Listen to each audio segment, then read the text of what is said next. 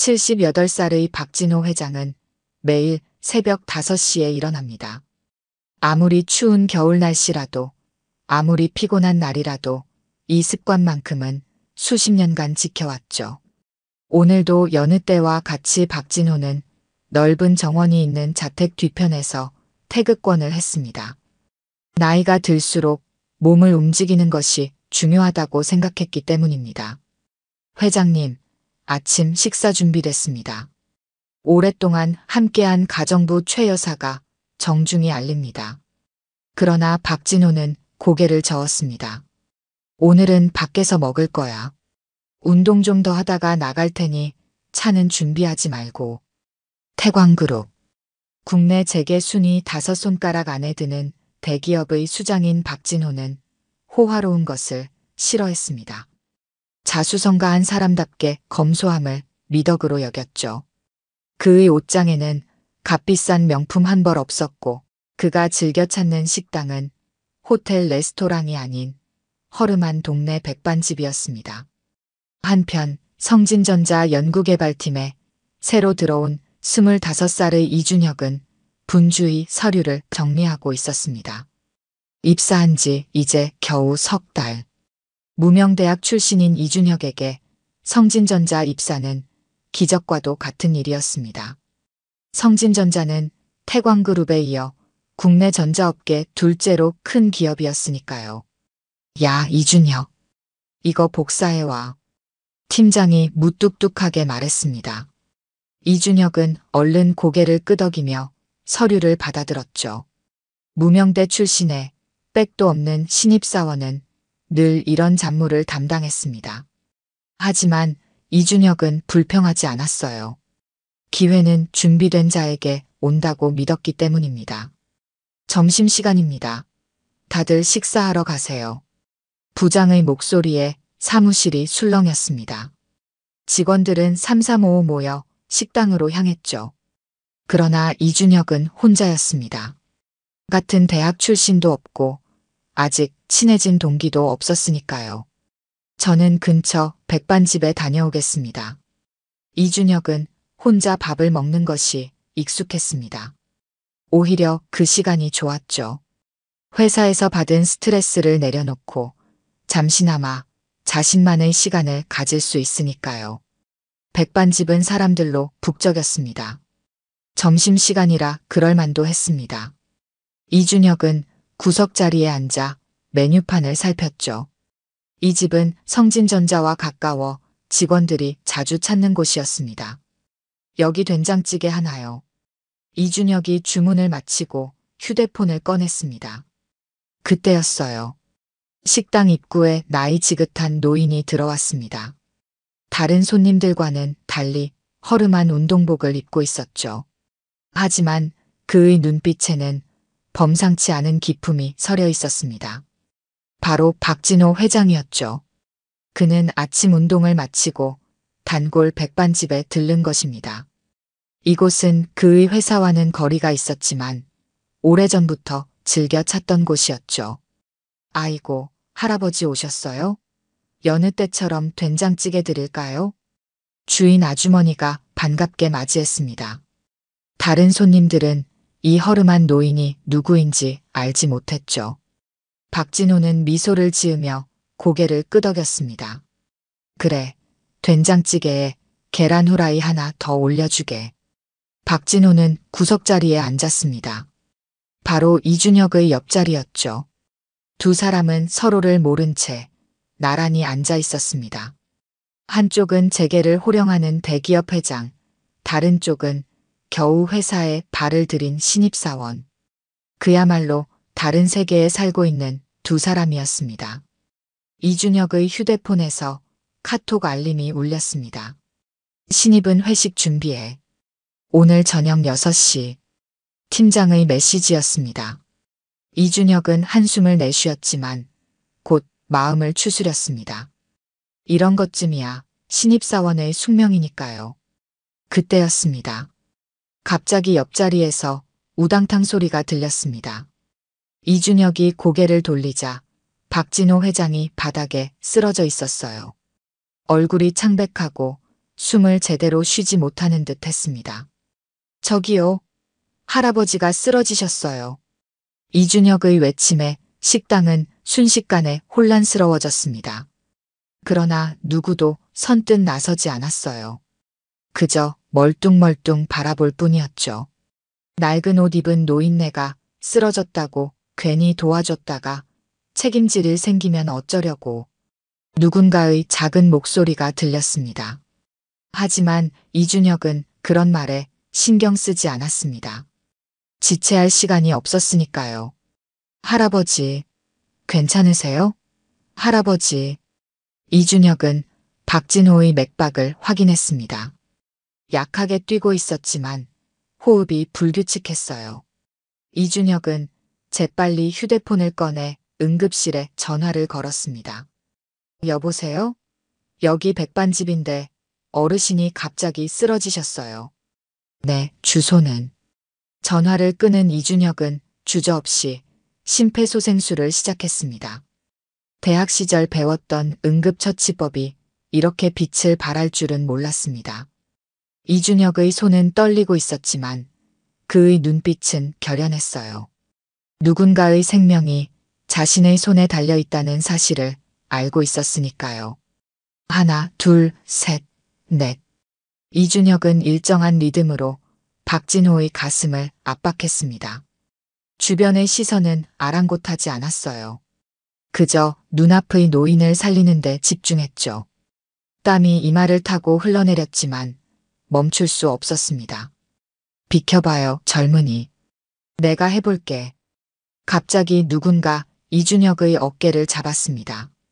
고개를 들어보니 근처 병원에서 근무한다는 중년의 남성이었어요. 이준혁은 안도의 한숨을 내쉬며 자리를 내줬습니다. 호흡은 불규칙하고 맥박이 약합니다. 기도는 확보됐고요. 이준혁이 짧게 상황을 전달했어요. 중년 남성은 고개를 끄덕이더니 심폐소생술을 이어갔습니다.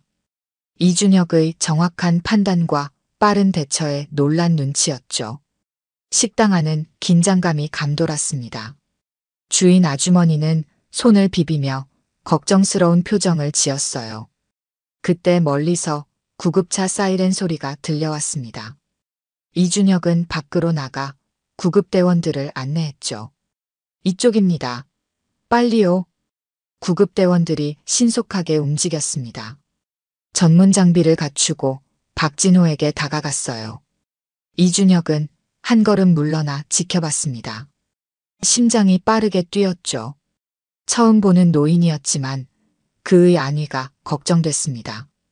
혈압 90-50, 산소 포화도 88%. 심전도 불안정합니다. 구급대원의 말이 들렸습니다.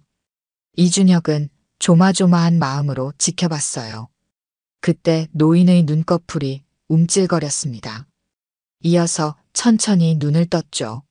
어르신, 저 들려요? 지금 병원으로 모시겠습니다. 구급대원이 말했습니다. 박진호는 희미하게 고개를 끄덕였어요. 그리고 주변을 둘러보았죠. 시선이 이준혁에게 머물렀습니다. 그 순간 두 사람의 눈이 마주쳤어요.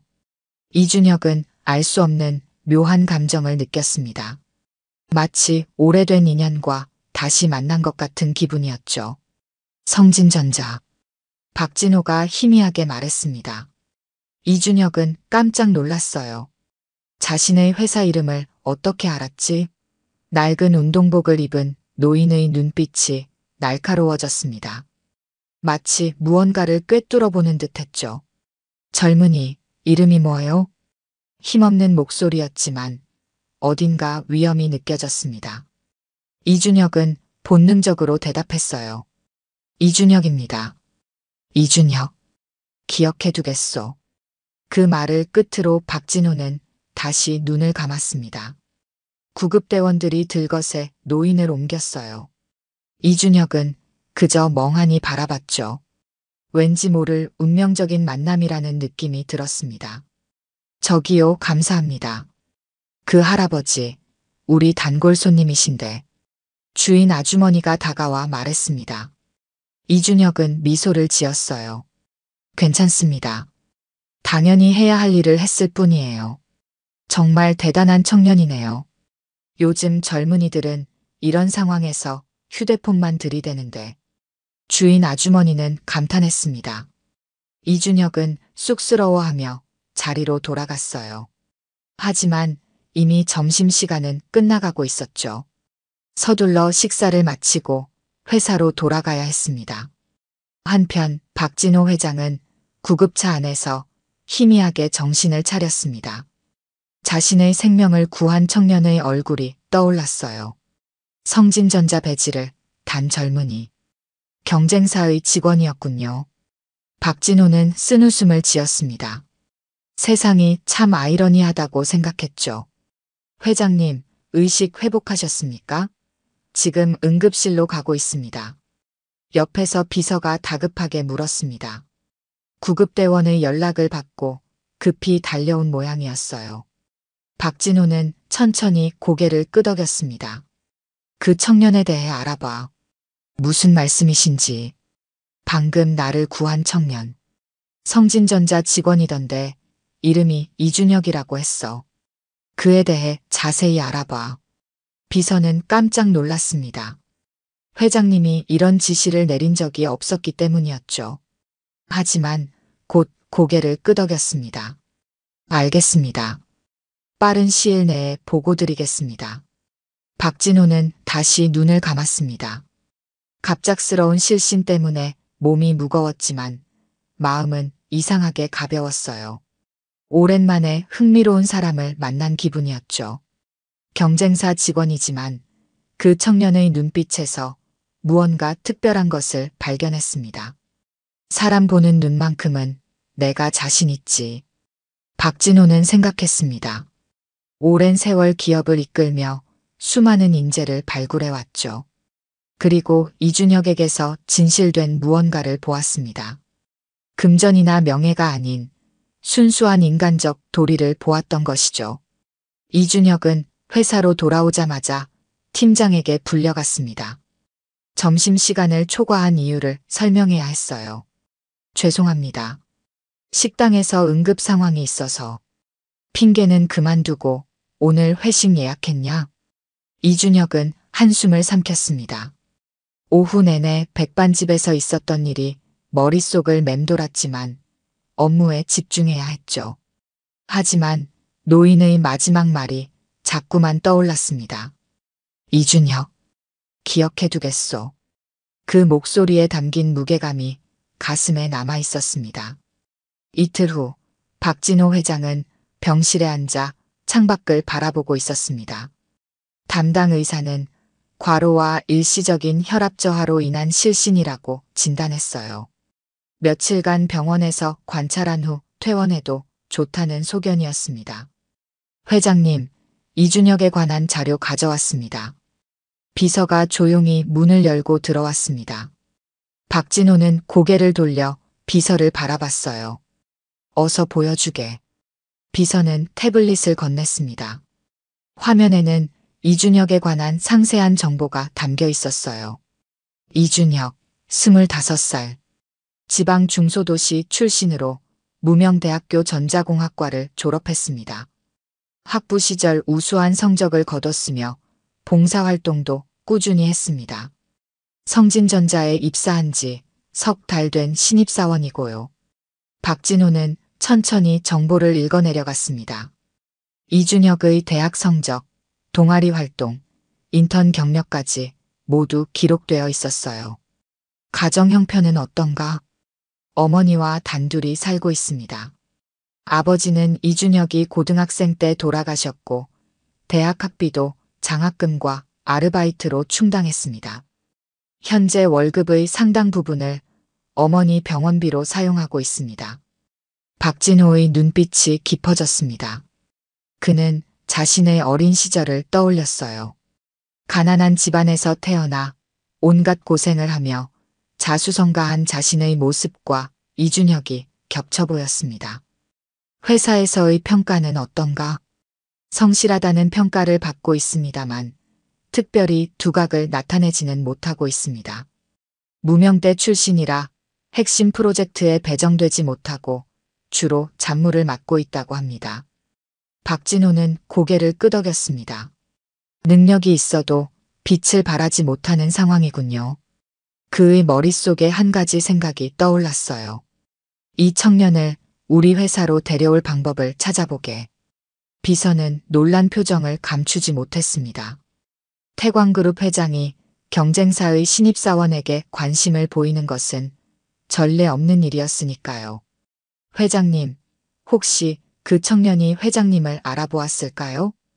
박진호는 고개를 저었습니다. 아닐세.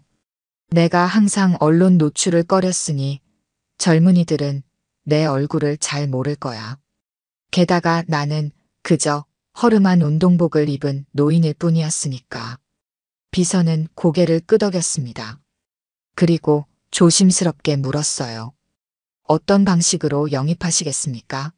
직접적인 스카우트는 경쟁사와의 갈등을 불러일으킬 수 있습니다. 박진호는 미소를 지었습니다. 오랜 세월 비즈니스 세계에서 살아남은 그에게는 나름의 방법이 있었어요. 걱정 말게. 자연스러운 기회를 만들어주면 되네. 우리 회사 신사업부에서 공개 채용을 준비하고 있지 않나? 거기에 적합한 인재라고 추천해주면 되지. 하지만 회장님, 지원자가 많을 텐데요. 그렇기에 더욱 공정해 보일 것이네. 그 청년의 이력을 보니 충분히 경쟁력이 있어 보이는군. 자, 이제 그만 쉬게. 내일이면 퇴원하니 준비해주게. 비서가 물러간 후 박진호는 다시 창밖을 바라봤습니다. 78년을 살아오면서 그는 수많은 사람을 만났어요. 하지만 이준혁처럼 순간적으로 마음을 사로잡은 청년은 드물었습니다. 단지 그가 자신의 목숨을 구했기 때문만은 아니었어요. 그 청년의 행동에서 진정성과 책임감을 느꼈기 때문입니다. 한편 이준혁은 성진전자에서 점점 더 어려운 상황에 처하고 있었습니다. 백반집 사건 이후로 팀장의 눈밖에 나버린 탓이었어요. 오늘도 무거운 마음으로 출근했습니다. 이준혁, 그 자료 아직도 못 끝냈어? 도대체 뭐 하는 거야? 팀장의 날카로운 목소리가 사무실에 울려 퍼졌습니다. 이준혁은 고개를 숙였어요. 죄송합니다. 곧 마무리하겠습니다. 고지 언제야? 너 때문에 전체 일정이 밀리고 있다고. 이준혁은 입술을 깨물었습니다. 사실 그 자료는 어제 저녁까지 완성했어요.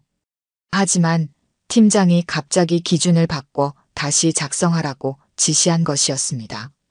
부당한 상황이었지만 신입사원인 그로서는 항변할 수 없었어요. 오늘 저녁까지 꼭 끝내겠습니다. 팀장은 콧방귀를 뀌며 자리로 돌아갔습니다. 이준혁은 깊은 한숨을 내쉬었어요. 이런 상황이 매일 반복되고 있었습니다. 무명대 출신이라는 이유로 항상 더 많은 일을 해야 했고 더 많은 비난을 감수해야 했어요. 이준혁 씨, 인사팀에서 찾던데요. 옆자리 선배의 말에 이준혁은 고개를 들었습니다. 인사팀이라니 무슨 일일까요? 불안한 마음으로 인사팀을 찾아갔어요. 안녕하세요. 이준혁 씨죠? 이쪽으로 들어오세요. 인사팀 과장이 친절하게 맞이했습니다. 이준혁은 긴장된 마음으로 안으로 들어갔어요. 별일 아니니 긴장하지 마세요. 외부에서 온 추천서 때문에 불렀습니다. 추천서요? 이준혁은 의아했습니다. 자신을 추천한다는 사람이 누구지? 네, 태광그룹에서 인재 추천 요청이 왔더군요. 특별 채용 프로그램인데 이준혁 씨가 적합하다고 판단되어 연락이 왔습니다. 이준혁은 믿을 수 없었습니다. 태광그룹이라니 경쟁사 중에서도 최고 기업이었어요. 하지만 저는 아무것도 한 적이 없는데요. 아마 학교 교수님이나 이전 인턴십 관계자가 추천한 것 같습니다. 어쨌든 좋은 기회니 한번 지원해보는 것이 어떨까요? 물론 저희 회사 입장에서는 아쉽지만 개인의 발전을 위해서라면 지원하셔도 좋습니다. 이준혁은 혼란스러웠습니다. 태광그룹의 제안은 분명 매력적이었어요. 하지만 갑작스러운 일이었습니다. 그리고 자신을 누가 추천했는지 궁금했어요. 생각해 보겠습니다. 감사합니다. 사무실로 돌아오는 길, 이준혁의 머릿속은 복잡했습니다. 이 제안이 진짜일까? 아니면 자신을 회사에서 내보내기 위한 함정일까? 그때 백반집에서 만난 노인의 얼굴이 떠올랐어요. 그 노인과 이 제안 사이에 무슨 연관이 있을지도 모른다는 생각이 스쳐 지나갔습니다. 2주일 후 이준혁은 태광그룹 본사 앞에 서 있었습니다. 높이 솟은 건물이 햇빛을 반사해 눈부셨어요. 마치 자신의 미래처럼 빛나는 듯 했습니다. 이준혁님, 태광그룹에 오신 것을 환영합니다. 인사팀 직원이 밝게 웃으며 그를 맞이했습니다. 이준혁은 여전히 믿기지 않았어요. 일주일 전 면접을 봤는데 바로 합격 통보를 받았습니다. 게다가 신입이지만 차장급 대우라니 꿈만 같았죠. 이쪽으로 오세요. 먼저 신사업 기획팀을 소개해 드리겠습니다. 이준혁은 회사 곳곳을 둘러보며 감탄했습니다. 성진전자와는 비교할 수 없을 정도로 규모가 크고 시설도 최신이었어요. 하지만 그보다 더 놀라운 것은 사람들의 눈빛이었습니다. 모두 자신의 일에 자부심을 가지고 있는 듯 했어요. 여러분, 새로운 팀원을 소개합니다. 이준혁 차장입니다. 팀장의 소개에 직원들이 박수를 쳤습니다. 이준혁은 어색하게 인사했어요. 신입사원이 차장으로 소개되는 상황이 부담스러웠습니다. 인사드립니다. 이준혁입니다. 아직 부족한 점이 많지만 열심히 배우겠습니다. 준혁 씨는 겸손하시네요. 이력서를 보니 대단한 역량을 갖추셨던데요. 팀장의 말에 이준혁은 당황했습니다. 자신의 이력은 평범했는데 마치 대단한 인재처럼 소개되고 있었어요. 누군가의 특별한 관심이 있음을 직감했습니다. 첫날부터 이준혁은 중요한 프로젝트에 투입되었습니다. 차세대 전자기기의 핵심 시스템을 기획하는 일이었어요. 성진전자에서는 꿈도 꾸지 못할 기회였습니다. 이준혁 차장, 오늘 저녁에 회식이 있는데 함께 하시죠. 팀장의 제안에 이준혁은 기꺼이 응했습니다. 성진전자와는 달리 여기서는 신입이라도 존중받는다는 느낌이 들었어요. 회식 자리는 화기애애했습니다. 선배들이 자신의 경험을 나누고 후배들의 의견을 귀담아 들었어요. 이준혁 씨, 어디서 근무하셨다고요? 한 선배가 물었습니다. 이준혁은 잠시 머뭇거렸어요. 경쟁사 출신이라고 말하기가 조금 부담스러웠습니다. 성진전자에서 잠시 일했습니다. 아, 경쟁사에서 오셨군요. 그럼 더욱 환영합니다. 새로운 시각을 가져다 주실 테니까요. 선배들의 반응은 예상 밖이었습니다. 오히려 그의 경험을 귀중하게 여기는 듯 했어요. 이준혁은 점점 마음을 열고 대화에 참여했습니다. 시간이 흐르며 이준혁은 태광그룹에서 자신의 역량을 마음껏 펼쳤습니다. 아이디어가 존중받고 노력이 인정받는 환경이었어요. 처음으로 자신의 가치를 인정받는 기분이었습니다. 이준혁 차장, 다음 주에 중요한 행사가 있습니다. 회장님께서 직접 주관하시는 연례 행사인데 우리 팀에서 발표를 맡게 되었어요. 팀장의 말에 이준혁은 긴장했습니다. 입사한 지 한 달밖에 되지 않았는데 회장님 앞에서 발표라니요. 하지만 이런 기회야말로 자신을 증명할 수 있는 순간이라고 생각했습니다. 최선을 다해 준비하겠습니다. 이준혁은 밤낮 없이 발표 자료를 준비했습니다. 그의 열정과 진심이 담긴 프레젠테이션이었어요. 마침내 발표 당일이 되었습니다. 대회의실은 사람들로 가득 찼어요. 이준혁은 앞줄에 앉은 노신사에게 시선이 갔습니다. 태광그룹의 회장 박진호였죠. 왠지 모르게 익숙한 얼굴이었습니다. 다음은 신사업기획팀의 이준혁 차장 발표가 있겠습니다. 이준혁이 연단에 올랐습니다. 그는 잠시 박진호 회장과 눈을 마주쳤어요. 그 순간 기시감이 느껴졌습니다. 그 눈빛, 그 분위기. 백반집에서 만났던 노인과 너무나 닮아 있었습니다. 이준혁의 발표는 성공적이었습니다. 모든 청중이 그의 참신한 아이디어와 논리적인 전개에 집중했어요. 특히 박진호 회장은 끄덕이며 경청했습니다. 발표가 끝나자 큰 박수가 터져나왔습니다. 감사합니다. 이준혁은 고개를 숙여 인사했습니다. 자리로 돌아가는 그의 어깨에 자부심이 넘쳤어요. 자신의 능력을 인정받는 기분이었습니다. 좋은 발표였네. 갑자기 들려온 목소리에 이준혁은 고개를 들었습니다. 박진호 회장이 그를 바라보고 있었어요. 가까이서 보니 더욱 확실했습니다. 백반집에서 쓰러졌던 그 노인이 바로 태광그룹의 회장이었던 것입니다. 이준혁은 말문이 막혔습니다. 저기 혹시? 이준혁이 더듬거리며 말했지만 박진호는 미소만 지을 뿐 아무 말도 하지 않았습니다. 이어서 다른 발표가 시작되었고 이준혁은 자리에 앉아야 했어요. 하지만 마음은 이미 다른 곳에 가 있었습니다. 태광그룹 회장님이 자신이 구한 노인이라니 믿기지 않았습니다. 행사가 끝나고 직원들이 삼삼오오 모여 이야기를 나누고 있을 때 사회자가 마이크를 들었습니다. 오늘 행사를 마치기 전에 회장님께서 특별히 하실 말씀이 있으십니다. 모두의 시선이 박진호에게 향했습니다. 그는 천천히 연단으로 올라갔어요. 오늘 발표 중에 특별히 눈에 띄는 인재가 있었습니다. 신사업기획팀의 이준혁 차장이지요. 이준혁은 놀라 고개를 들었습니다. 갑자기 자신의 이름이 언급되자 당황스러웠어요. 주변 동료들도 호기심 어린 눈으로 그를 바라봤습니다.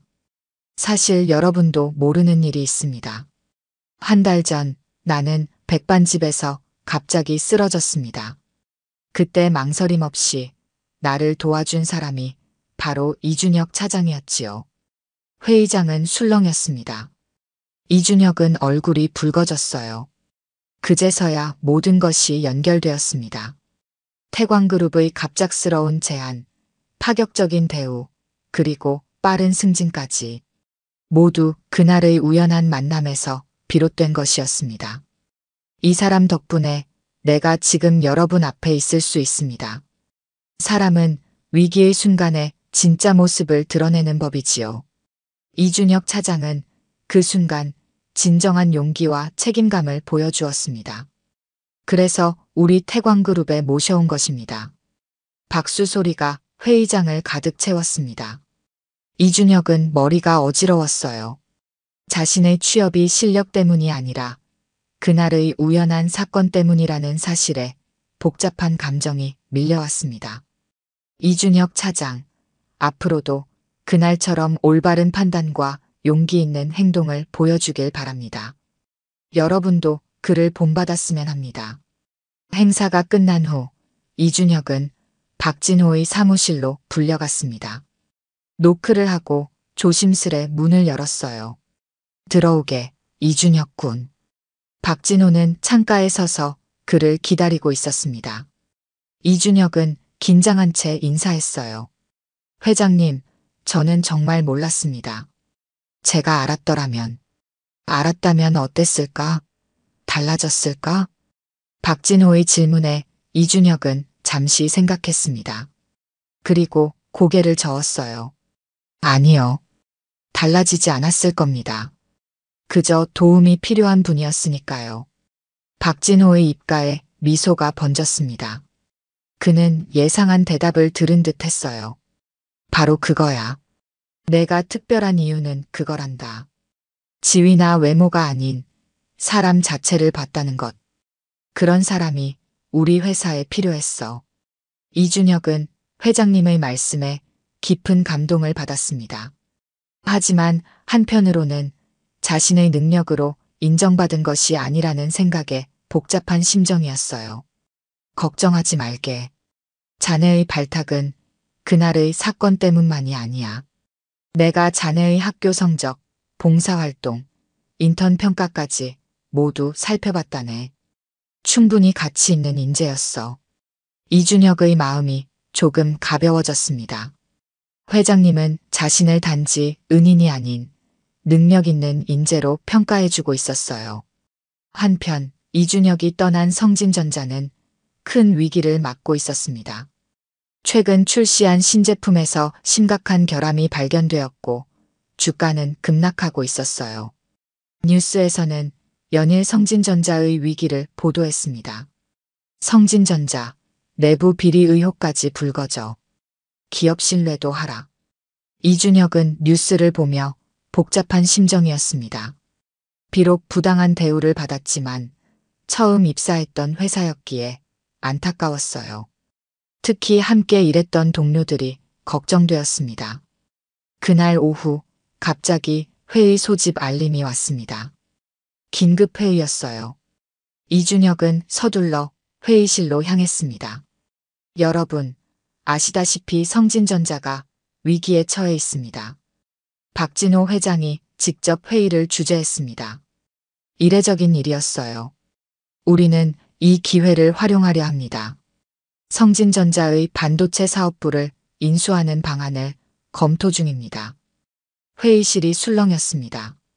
경쟁사 인수는 태광그룹의 오랜 꿈이었지만 성진전자가 워낙 탄탄했기에 불가능해 보였었죠. 그러나 지금은 상황이 달랐습니다. 이 프로젝트의 책임자로 이준혁 차장을 임명합니다.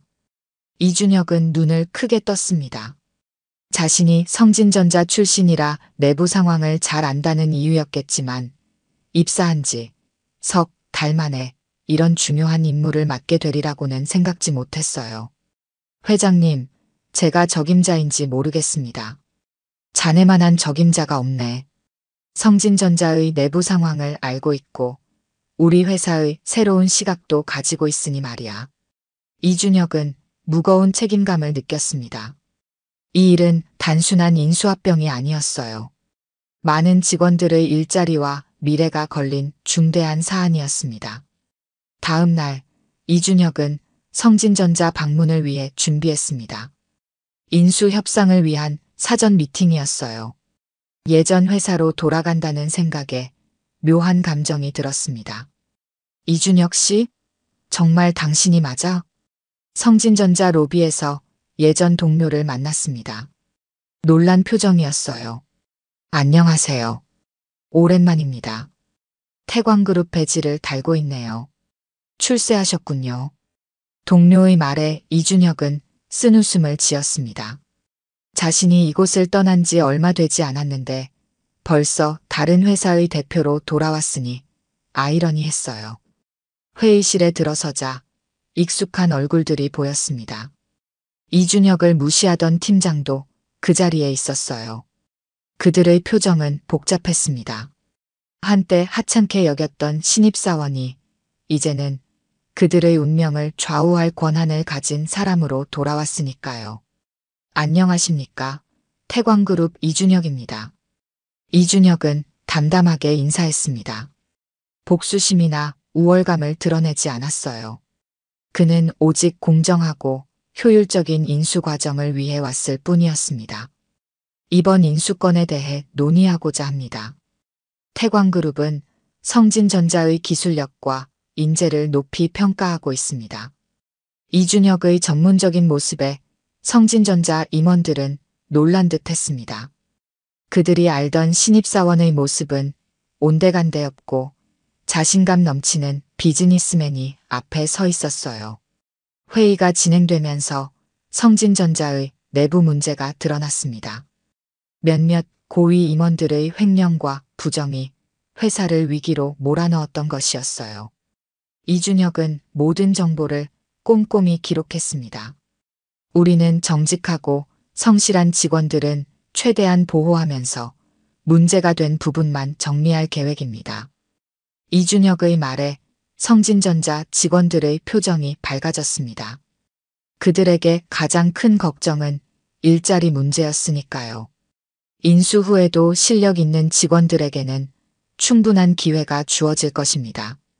학벌이나 배경이 아닌 오직 능력으로 평가받는 시스템을 도입할 겁니다.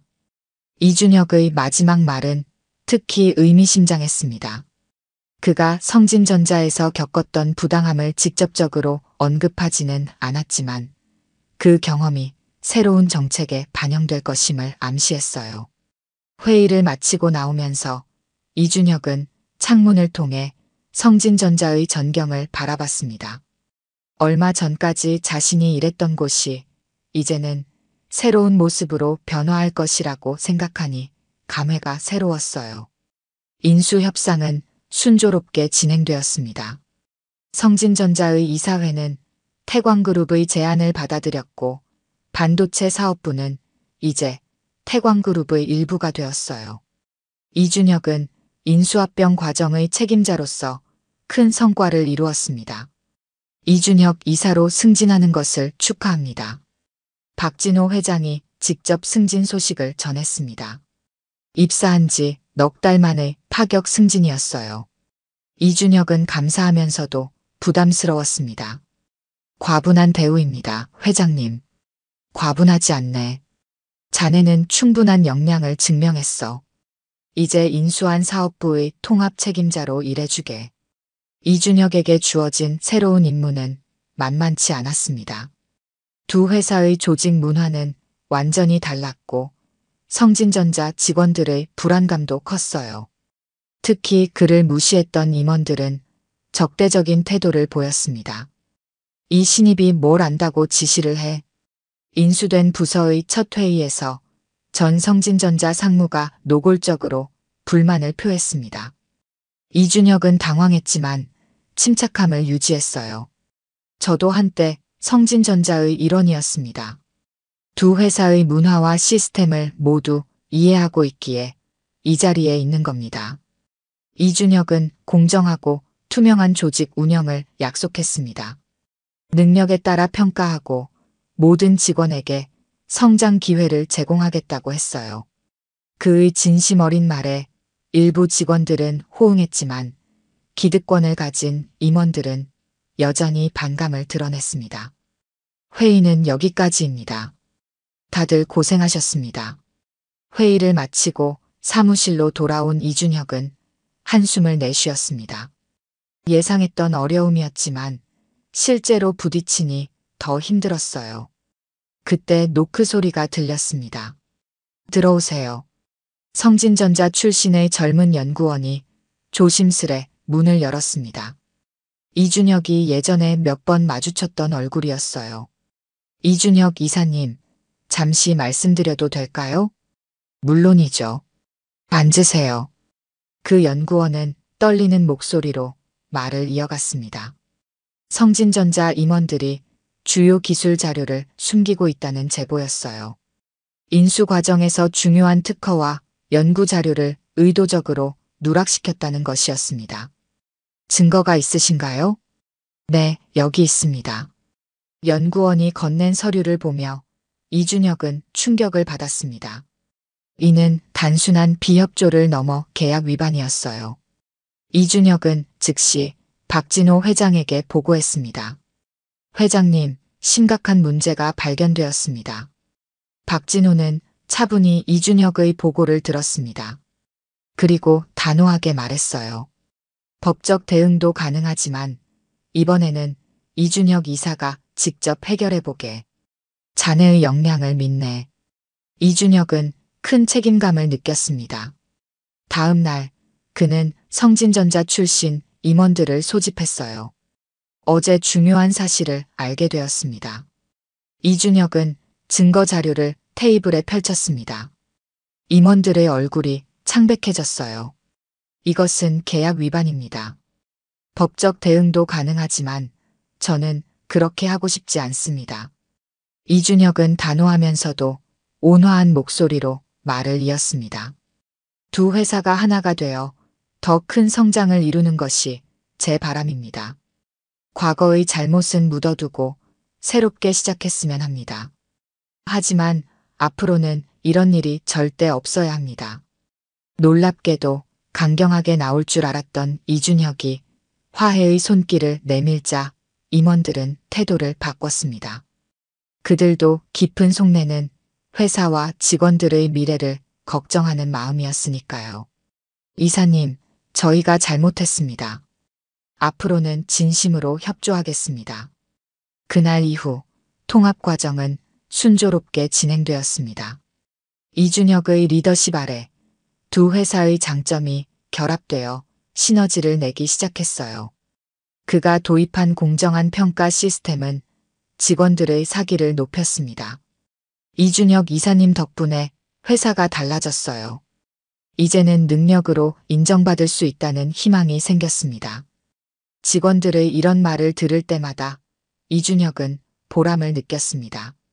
자신이 겪었던 부당함을 다른 이들은 겪지 않게 하고 싶었으니까요.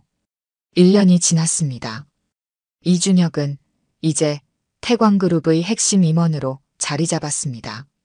그가 이끄는 사업부는 회사의 새로운 성장 동력이 되었어요. 성진전자에서 영입한 인재들과 태광그룹의 기존 직원들이 조화롭게 융합되어 놀라운 성과를 내고 있었습니다. 이준혁 부사장님, 축하드립니다. 오늘은 이준혁의 부사장 승진 발표가 있던 날이었습니다. 동료들이 진심 어린 축하를 건넸어요. 26살의 나이로 대기업 부사장이 된다는 것은 전례 없는 일이었습니다. 모두 여러분 덕분입니다. 함께 해주셔서 감사합니다. 이준혁은 겸손하게 인사했습니다. 그는 성공에 취하지 않았어요. 오히려 더 큰 책임감을 느꼈습니다. 승진 축하 자리에서 박진호 회장이 이준혁에게 다가왔습니다. 나이가 더 들었지만 여전히 맑은 눈빛을 유지하고 있었어요. 백반집에서 처음 만났을 때 자네가 이렇게 될 줄 알았네. 박진호의 말에 이준혁은 미소를 지었습니다. 그날의 우연한 만남이 이런 인연으로 이어질 줄 누가 알았을까요? 회장님, 사실 아직도 믿기지 않습니다. 제가 이 자리에 있다는 게요. 자네의 능력과 진정성이 자네를 이곳으로 이끈 거야. 나는 그저 기회를 제공했을 뿐이지. 이준혁은 감사함을 표했습니다. 박진호 회장의 믿음이 없었다면 지금의 자신은 없었을 테니까요. 오늘 저녁 시간 있나? 우리가 처음 만났던 그 백반집에 가보지 않겠나? 회장님의 제안에 이준혁은 기쁘게 수락했습니다. 두 사람은 저녁에 그 백반집을 찾았어요. 여전히 소박한 분위기였지만 이제는 더 많은 사람들로 북적였습니다. 아이고, 할아버지 오셨네요. 그리고 저번에 할아버지 살려주신 그 청년도. 주인 아주머니가 반갑게 맞이했습니다. 그녀는 이제 이준혁이 태광그룹의 임원이라는 사실도 알고 있었어요. 오늘은 특별한 손님이 오셨으니 제가 직접 요리해 드릴게요.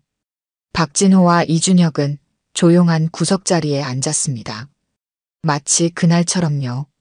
하지만 이제 두 사람의 관계는 완전히 달라져 있었습니다. 사람은 살아있는 한 어떻게든 인연으로 다시 만나게 되어 있다네. 박진호가 철학적으로 말했습니다. 이준혁은 고개를 끄덕였어요. 회장님 덕분에 제 인생이 완전히 바뀌었습니다. 아니야. 내 덕분이 아니라 자네 덕분이지. 그날 자네가 보여준 용기와 책임감은 어디서도 가르쳐주지 않는 것이었어. 따뜻한 된장찌개가 식탁에 놓였습니다. 두 사람은 소박한 식사를 나누며 이야기를 이어갔어요. 요즘 젊은이들이 취업에만 목매느라 정작 중요한 것을 놓치는 경우가 많아. 학벌이나 스펙도 중요하지만 가장 중요한 것은 인간성이지. 이준혁은 회장님의 말씀에 깊이 공감했습니다. 성진전자에서 그는 학벌 때문에 기회조차 얻지 못했어요. 하지만 태광그룹에서는 진정한 자신의 가치를 인정받았습니다. 앞으로 제가 추구할 리더십의 방향도 그거예요. 사람의 본질을 보는 것이요. 좋은 사람을 알아보는 눈을 가지는 것이 기업을 성공시키는 첫걸음이라네. 식사를 마치고 두 사람은 백반집을 나섰습니다. 밤하늘에는 별이 빛나고 있었어요. 이준혁 부사장, 앞으로 더 많은 도전이 기다리고 있을 걸세. 자네가 어떻게 헤쳐나갈지 기대하고 있겠네. 최선을 다하겠습니다, 회장님. 이준혁은 결연한 목소리로 대답했습니다. 그는 이제 더 이상 불안하고 소심한 신입사원이 아니었어요. 자신의 가치를 알고 올바른 판단을 내릴 수 있는 리더로 성장했습니다. 다음 날 아침, 이준혁은 어머니에게 전화를 걸었습니다. 그동안 바쁘다는 핑계로 자주 연락하지 못했어요. 어머니, 저 오늘 시간 되는데 같이 저녁 드실래요? 어머니의 기쁜 목소리가 전화기 너머로 들려왔습니다. 이준혁은 미소를 지었어요. 아무리 높은 자리에 올라도 자신을 지탱해 주는 것은 결국 가족과 소중한 사람들이라는 것을 잊지 않으려 했습니다. 사무실로 향하는 길, 이준혁은 문득 백반집에서 쓰러진 노인을 도왔던 그날을 떠올렸습니다. 만약 그때 망설였다면 어땠을까요? 그저 작은 선행이 이토록 큰 변화를 가져올 줄 누가 알았을까요? 이준혁은 깨달았습니다. 인생은 예측할 수 없지만 옳다고 생각하는 일을 할 때 가장 아름다운 길이 열린다는 것을요. 그는 앞으로도 그 믿음을 지키며 살아갈 것입니다. 오늘 들려드린 이야기가 여러분의 마음에 작은 울림이 되었기를 바랍니다. 이야기가 좋으셨다면 좋아요와 구독 부탁드려요. 다음 사연을 들려드리는데 큰 힘이 된답니다. 그리고 여러분의 이야기도 댓글로 들려주세요. 다음 이야기 때 또 뵙겠습니다.